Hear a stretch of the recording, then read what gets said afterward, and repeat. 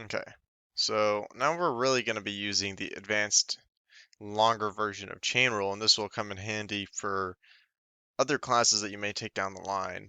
Now, you're going to see that these problems will expand pretty big, but to make sure that we don't go in the wrong direction, which you will probably end up doing if you're learning this, I know I did, I mess these up always, you should probably draw a tree diagram. So we'll do one for 17. So you're going to start with this variable. By the way, you could also call UF, right? Because X is a function of this, right? Like it's just the notation here is this. It's the same thing. You could say F is a function of X and Y, or you could say U is a function of X and Y, right? The F there is right is really just to say F is a function. It's not a variable in this case. Okay. So yeah, start with this variable U. Then we're going to have two branches, X and Y. And then in those two branches, we're going to have three sub branches. So R, S, T, R, S, T. Okay. So for this first problem, we want to find du, ds. So du, ds. How do we get there? Well, we're going to have to go through x, and we're going to have to go through y. Okay. So you can think about it as take the partial of d. I'm just gonna write d what? dx, right? d dy. And then here you go d dt.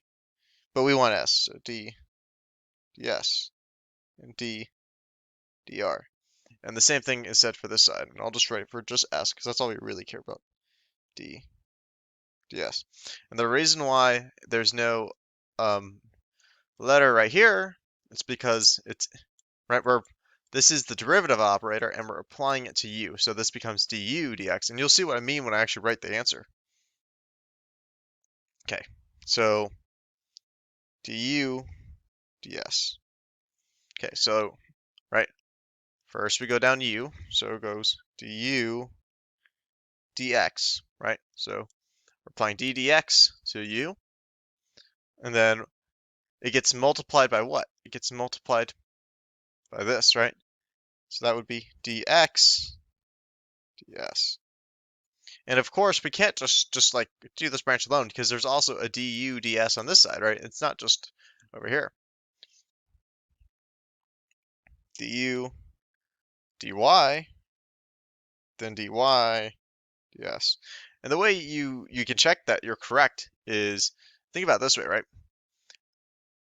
This if you were to cancel these and cancel these, by the way, that's a break-in notation. You don't do that. That's what physicists and engineers do. You're not allowed to do that if you're doing math.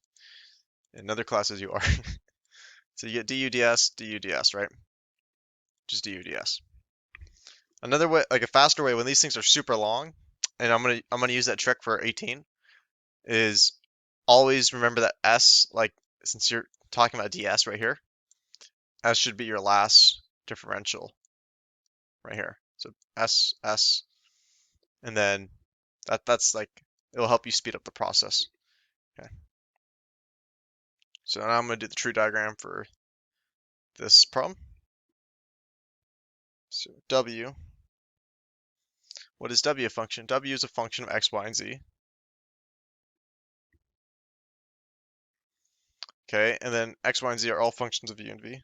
U, v, u, v, u, v. Okay, so, and I want dw du. So I'm going to do that trick now that will help you speed up this process. dw du. So I know that it's going to be something like this.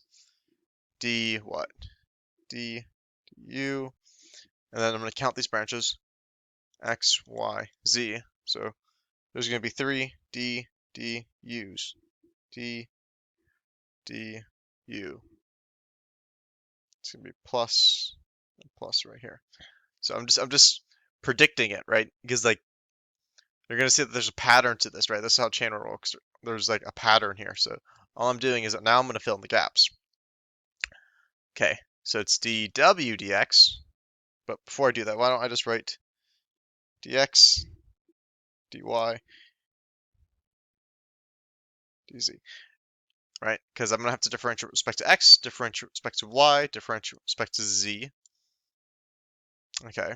And what am I differentiating? Well, I'm going to take the partial of w. So now I can fill in that gap. dw, dw, dw. And then, yes, I'm still missing one more thing right here, right?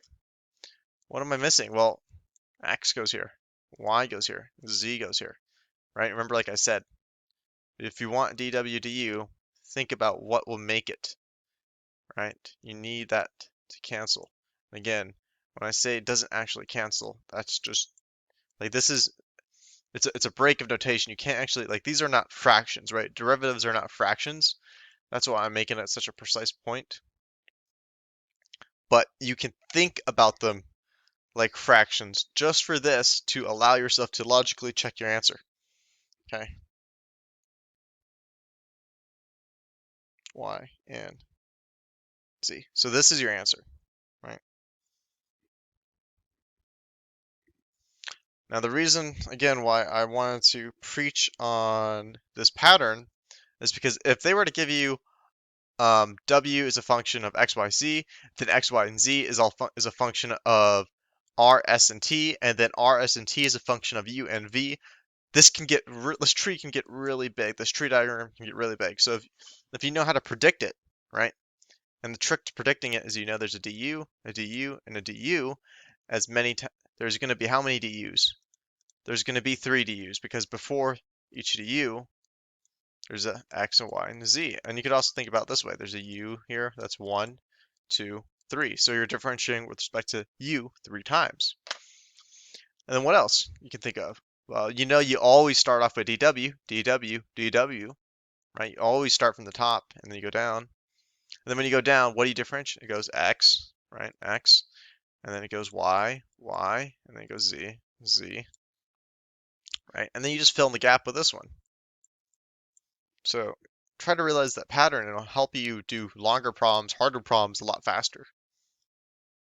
Consider subscribing and liking if you found this video interesting or helpful. Leave a comment. Just leave any comment, just so I could, get this video pushed up the algorithm.